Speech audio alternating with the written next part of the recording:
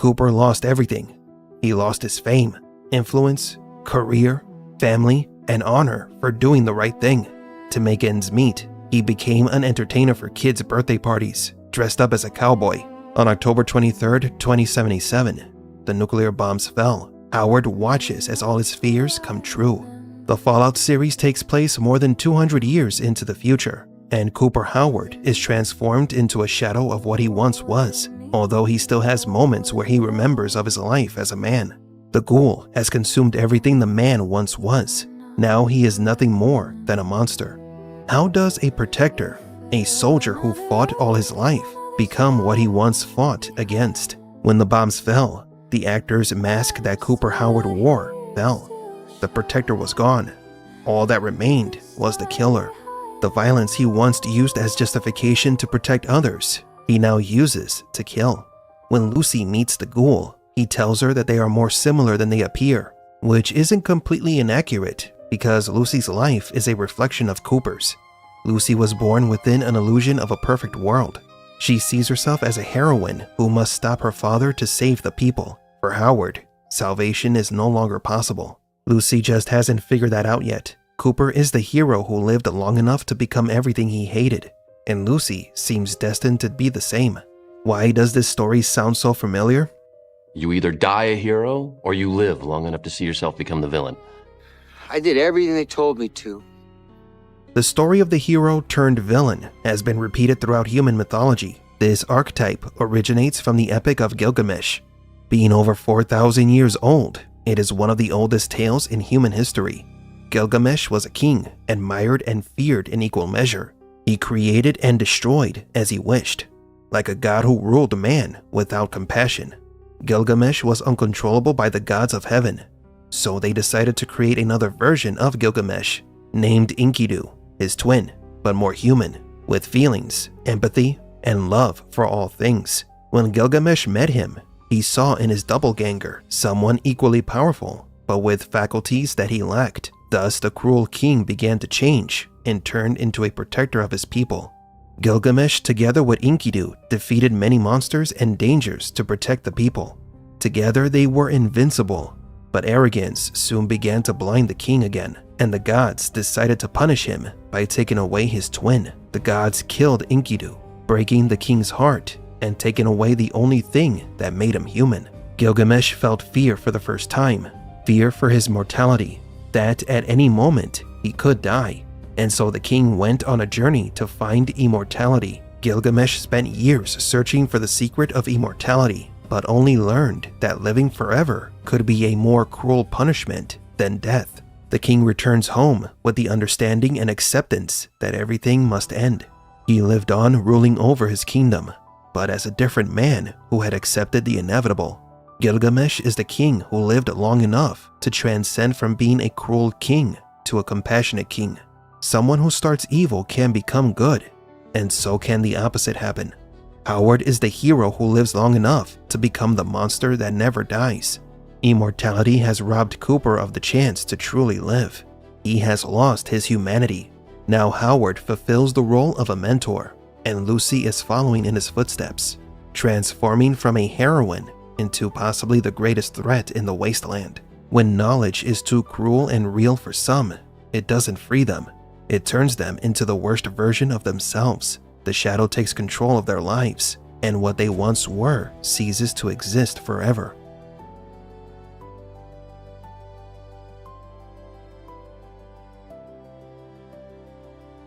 They're gonna put me in the movies. The darkest aspect of this story is that the second season shows what happened when Cooper traveled to Las Vegas. The true purpose of his trip was to end the life of the owner of Rapco, but Cooper failed in his mission. The roots of the Ghoul's bad attitude stem from the fact that he could have prevented the end of the world. Cooper could have prevented his daughter's death, but he missed the opportunity. At one point, Cooper believed he would be the protector of the nation, but he couldn't protect his family, and that destroyed him. It turned him into a killer, a shadow of his former self. The hero is dead and reincarnated as a tragic monster who longs to return to what he once was. It's the same sad story that never changes.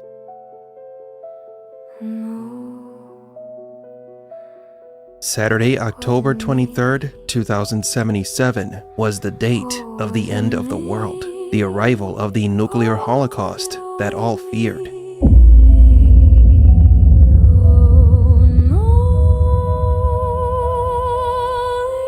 What events led humanity to its extinction? What caused the gift of technology to damn the future of mankind on that fateful day?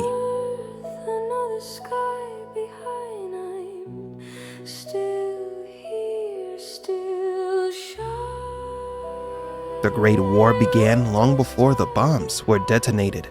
The first major event that tipped the scales towards chaos occurred on September 8, 2051.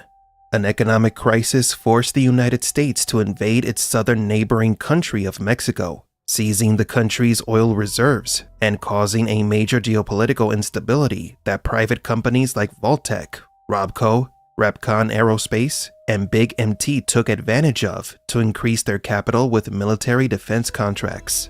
The private tech companies were filling their coffers, which prolonged and worsened the world's problems. The invasion of Mexico caused hundreds of thousands of casualties on both sides, yet the US stock market surged. This led the European Union to follow in the US footsteps and invade the Middle East. And by the end of 2052, any pretense of freedom and peace that the great powers of the world had used in the past had been dropped. The world was openly competing for oil. The rich got richer, but the crash was coming. December 2053. The Middle East was taken over by the Europeans, and a nuclear bomb was detonated in Tel Aviv. Hundreds of thousands of people died in seconds, and the city was reduced to ashes.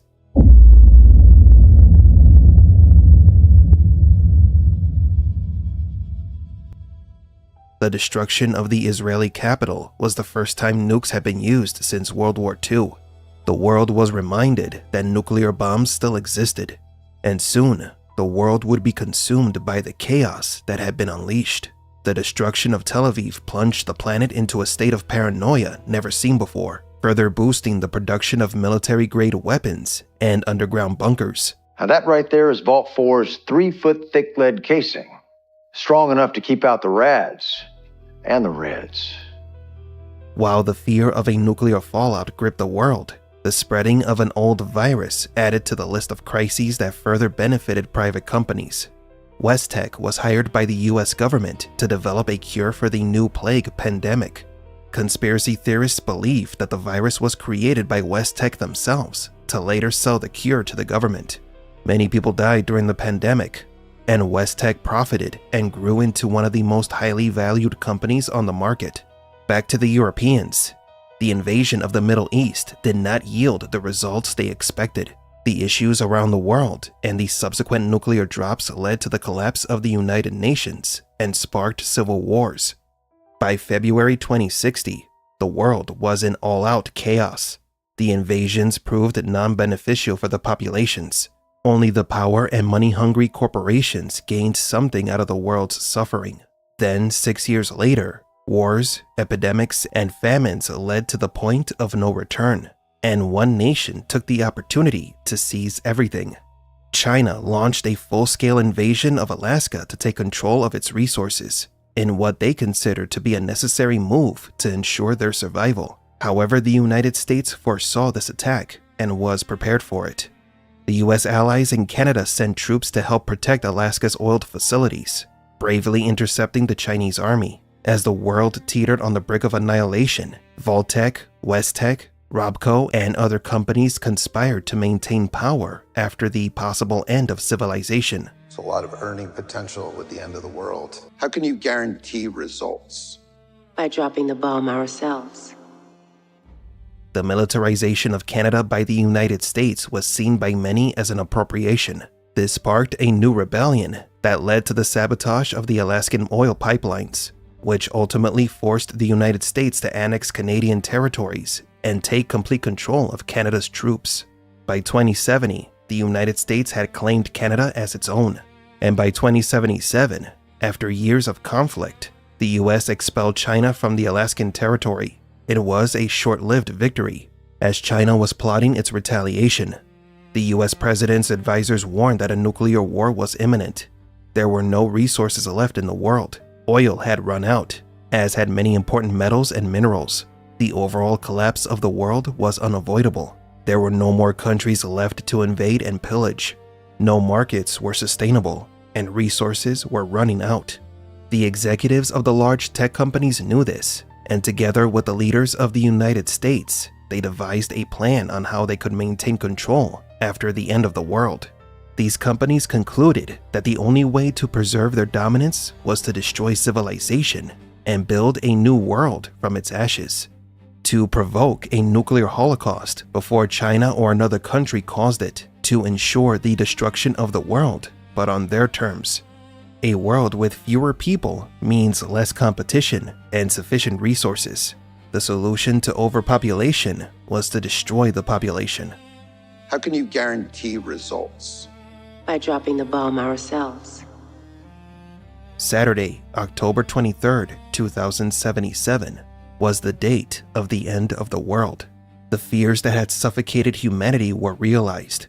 It was 12:03 a.m. when the radars detected the presence of several submarines off the coast of California. The American military informed the president that these were nuclear-armed submarines. 3 hours later, Chinese bombers were detected approaching the Barents Sea. The military prepared for an imminent attack as nuclear missiles were being launched from the subs. By 9:13 a.m., there was no longer any doubt. Nuclear war had begun. Many missiles were intercepted. However, at 9:42 a.m., the first bombs struck American soil. Pennsylvania and New York were destroyed in a matter of seconds.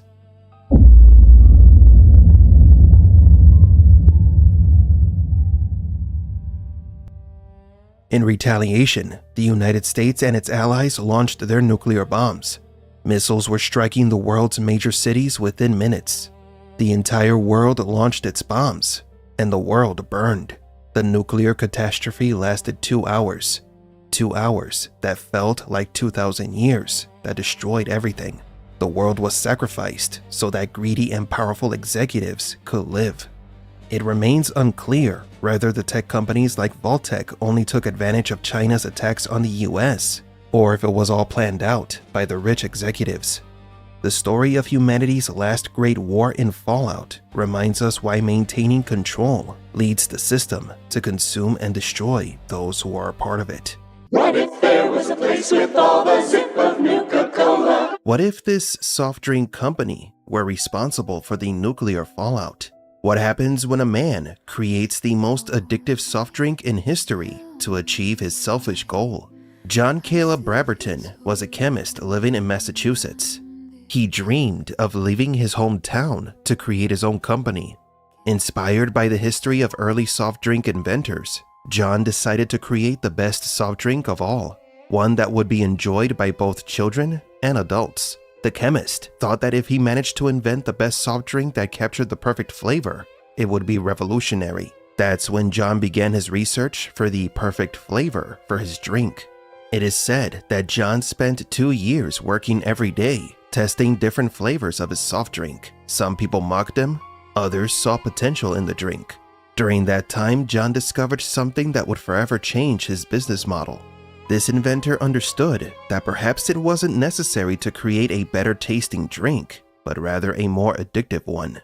That's how John developed the most addictive drink that has ever existed in the world. And in 2044, the first version of Nuka-Cola went on the market. What was the first version of this soft drink made of? The original recipe contained water, aspartame, caffeine, phosphoric acid, citric acid, caramel, and potassium benzoate, 17 fruit extracts, and according to his company's disclosure, the sugar content in each bottle of soda exceeded 120% of the recommended daily intake, among other secret ingredients that were never revealed, but which caused an inexplicable need to keep drinking the soda. The first version of Nuka-Cola was a sales sensation during its first year on the market. The demand was so great that regulators began to consider the soda a drug. The soda caused withdrawal symptoms in those who drank it. It is believed that 10% of people developed a biological dependency after consuming their first Nuka-Cola. And since Nuka-Cola was available everywhere at all time, it was inevitable that society became addicted to the drink. John Caleb had achieved his goal. He had created a product that made him a billionaire magnate, with power that few men ever had. However, the company name, Nuka-Cola Corporation, became a prophecy that the creator himself had feared. It is said that by 2050, Nuka-Cola had taken over the world. Nuka-Cola products and merchandise were everywhere. It was the #1 soda in the world, and even the company had affiliations with military agencies. This is where the story of John Caleb Bradberton darkens, when the chemist who wants to create an addictive soda turns into the person who causes the world's destruction. Bradberton creates Nuka World, a themed amusement park, but underneath it hides a nuclear bunker designed to protect the life of the creator of this soda. Welcome to Nuka World, America's favorite vacation destination. I'm Cappy. Oh, and I'm Bottle. In 2076, John made a deal with the US government to establish the Leap X program. The purpose of this program was to prolong human life. It was then that John begins to experiment using humans for his new objective, to create a drink that would survive a nuclear holocaust and that could cause mutations in soldiers to make them super soldiers. Nuka-Cola was becoming an instrument of war simply because John wanted to live forever and control the world's economy, and he succeeded. In late 2076, John handed over his secrets to the government and created a new soda that would add an ingredient that made it even more addictive and dangerous, the so-called Nuka-Cola Quantum, a soda whose creation involved experimenting on hundreds of people. Nuka-Cola Quantum. It's got twice the calories, twice the carbohydrates, twice the caffeine, and twice the taste of regular Nuka-Cola, children. That's one whopping soda that you get to drink down on a fine summer's eve. The day this soda was released to the market, October 23, 2077, coincidentally was the day that the nuclear bombs fell.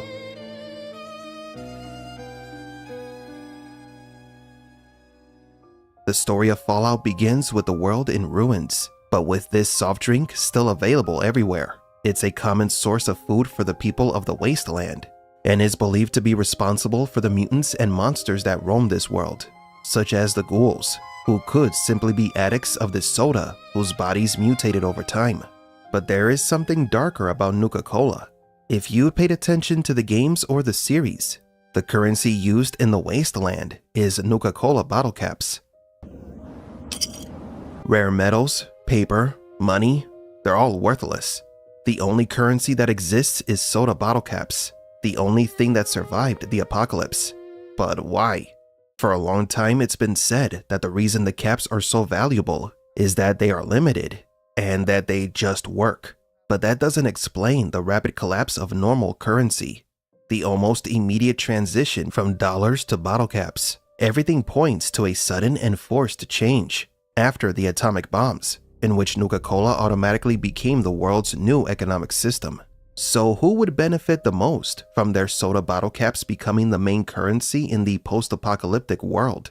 The answer is John Caleb Bradberton, creator, founder, and still living owner of Nuka-Cola Corporation. And Fallout 4 shows what became of Mr. Bradberton. The government took his head and fused it with the machine, granting him the immortality he desired, but confining him to a mechanical prison. Although John had achieved his goal, he had immortality, a society dependent on his products, and economic control through Nuka-Cola bottle caps. He was a prisoner of his unique condition. He couldn't leave the company even if he wanted to. John himself became Nuka-Cola, and so he continued to create and produce variations of the soda, maintaining his power even as the world had ended. This is why in Fallout 4, this character asks to be unplugged from the machines that kept him alive. He did not want to go on. Now, how does this connect to the second season of Fallout? In the first episode of the Fallout series, in Vault 33, we saw several sodas and Nuka-Cola merchandise.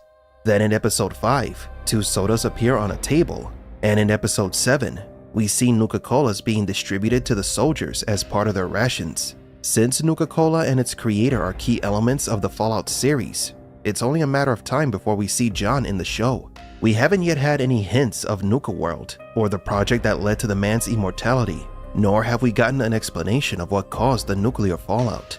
When the series begins to delve into the cause of the fallout, we may begin to explore the history of Nuka-Cola and how its creator was one of the contributors of the nuclear holocaust. But why did John go from being a scientist who created a soda to a machine that only wanted to increase his company's capital? The darkest theory of this universe is that John actually deliberately caused the nuclear war. He created a bomb shelter under Nuka World to save himself and control the world. He needed the nuclear fallout to happen for two reasons. First, Nuka-Cola Quantum caused a mutation in people, and it is believed that there were reported victims during its development. John had to create a shelter to hide from persecution. And second, because John wanted to make his soda and brand the foundation of the economy, using bottle caps as currency. John may have achieved his goals, but there were unforeseen setbacks. The name of the soda, Nuka-Cola, is a cruel and ironic reference to the bombs that fell after its creation. So what do you think? Was the creation of Nuka-Cola the cause of the end of the world? Will we see Mr. Bradberton in the second season of Fallout? I'm a Gloomy Geek, and don't forget to like and subscribe.